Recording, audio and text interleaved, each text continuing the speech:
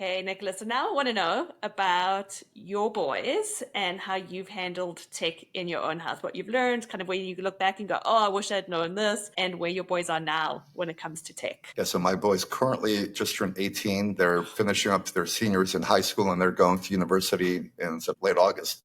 How old were they? How old were they when you wrote Glow Kids? So they're about six or Oh seven. my gosh! Wow. It's Yeah. funny, when I was writing Glow Kids, because they were young at the time, and so I do most of my writing late at night. So I'm kind of nocturnal sometimes. So I would be at my computer writing the book Glow Kids, and my one son got up, and they're identical twin boys, by the way. So he came up and he said, Daddy, what are you doing? I'm writing a book about, computers and how bad they are for you, but why are you up all night on the computer writing about how bad? So even then he had a sense of, practicing what we preach can be challenging, Yeah. So we were very tech cautious. I opened up a treatment program in Hawaii for, that operated for 6 or 7 years. So we would go back and forth from Austin to Hawaii. So we had them as much as we could immersed in nature experiences. Where we lived, they only had a preschool Montessori school. So they did a preschool Montessori program. They didn't have any technology. They've never gamed. They got Gab phones. Gab phones were sort of the precursor to the Wise phone that I mentioned earlier. They got Gab phones in seventh and eighth grade. And it's funny, when in seventh grade, we were still living in Austin, and my one son's classroom, they went around what phones they have. I don't know, the teacher asked them about their phones. And my one son had it as a sense of pride. He hadn't gotten his phone yet. He said, I don't have a phone. I don't need a phone, kind of thing. And back then he had enough self-confidence to not feel that he was going to be ostracized. He was trying to make it a cool thing to not have a phone. I love it. They did get iPhones, and when we moved back to New York in high school, and by the way, a lot of music, a lot of sports. So my kids one played the violin, one played the piano, and they were athletes. So they played basketball, baseball, they swam. So they were very physically active. Yeah. And those were important immunizers because they were always involved in physical activity. So that took away some of the gravitational pull. They got iPhones because the school that we wound up going to back in New York required them to have, because a lot of that's part of the problem, the educational content. And so there was a trip point with the iPhones. It wasn't a smooth transition from Gab phones to iPhones. We had to kind of recalibrate and kind of pump the brakes, because I felt that, there's a wait until eighth movement where this is a parental organization around the country where they advocate waiting until eighth grade or 13 years old before kids get smartphones. I felt that with my kids, when they were 14, I would have waited in hindsight till 16. Because there was that year of push-pull struggle, because once they got the candy. But now, they've landed, they do their thing. They still are not gamers. They are on Instagram, I think. They're on Instagram because their team shows photos and things on there. But they're pretty healthy, balanced kids. But it was not easy. It's a lot more challenging to be what I call tech cautious parents. You have to lean into being present yourself a lot of times. I'm busy like you are. We all work a lot. What I found to be a helpful bit of advice is, if I have to be on my phone during family time, I'll leave the room. I'm not going to, there's a thing, where if the parent is present and you're on your phone ignoring your children, it's worse than not being there, because then the internalized messaging is, I'm less important than your phone. Wow. Because you're here physically with me, but you're not present. So that was an important one for me. I would excuse myself and either go to my office or go to the car and do my phone stuff, because I didn't want to be there during family time. Family meals are important.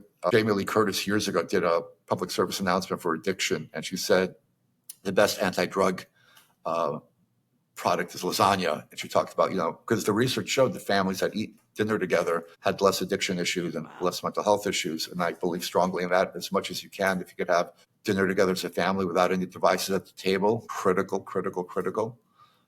Yeah. It's amazing how everything comes back to those fundamental human experiences that we seem to be losing. It's amazing. Absolutely amazing. Yeah, I think the experiences is the key. And the problem is that if you lose yourself in immersive screen experiences, they make other experiences, as I said before, gray and dull. And then every teacher, every other experience is competing against probably some of the most dopamine activating experiences imaginable. How can going fishing compare to, slaying galactic warriors and, level 113 in some gaming platforms? So that becomes a challenge. Once you fall down deeply into that gaming rabbit hole, you're going to make it a lot more challenging to do other things. When my kids were about, freshmen in high school, might be 13, 14, I hadn't been bowling in a long time. We were going to go out on a little bowling Saturday. And I remembered, old school bowling alley. I remember like this big Lebowski bowling alley that was very, Yeah, traditional. me too. And we walked into this bowling alley, Tanya. It was like the Las Vegas Strip. It was massive screens over each lane with lights and neon and colors. And I said, what is this, a bowling alley? Or, I mean, it literally felt like the Strip in Las Vegas. And then I looked around and all the teenagers who were bowling there, and I realized the bowling alley was competing against screen time, against video games. They had to increase the amplitude of their stimulation of the bells, lights, and whistles to compete with gaming, or else the kids wouldn't go bowling. And that's what's happened. Everyone's now competing against that. The teacher has to be more entertaining. The bowling alley has to be brightly lit with more music, louder music, because the world has become louder. The world has become more. And so quiet contemplation is not privileged anymore. And that is that's why meditation is wonderful. That's why quiet nature experiences to reset and recalibrate are so important. And I think the problem with louder is that louder always has to get louder. So the bar is now needs to be even more louder and even more louder. I think for so many families now, it's so hard to find that peace, but that peace is possible. You have to look for it. Exactly.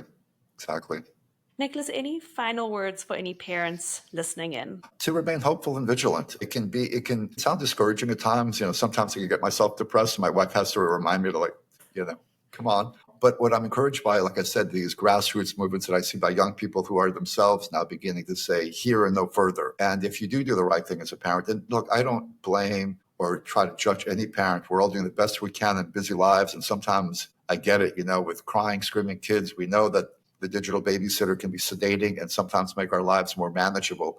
So I don't fault anyone for trying. And we were also sold the Kool-Aid that somehow these devices were educational, which was a crock of. It's to be hopeful and to lean into the hard work of being a tech cautious parent, because there has been in my travels around the world an awakening to the fact that these are problematic devices, and people are beginning to realize age-appropriate technology can be good. Age-appropriate technology is the key thing that we have to understand. Just because my smartphone is great for me as an X-year-old, as a 60-year-old, doesn't mean my 5-year-old needs a smartphone. Yeah. So stay hopeful, parents, and your children's lives are worth it. And we should all continue the good fight against, the attack against these predatory companies. And I think we should view them that way. I talk about that we fall into a bit of a Stockholm syndrome complex with some of our tech oligarchs. We've made them rock stars, like Steve Jobs is deified, and the Jeff Bezoses of the world. These aren't rock stars. These are people, they've taken us hostage. They've put us in sugar-coated cages. We like the taste of the cage that we're in, and we've made them rock stars, and we should see them for who they are. They're predators that have taken advantage of vulnerable people at our expense. And so we should also, when we can, fight back, whether that's legislatively or whether that's the ways that I mentioned before, advocacy, certainly on a micro level with our own children, protecting them from some of these intrusions. So there's hope.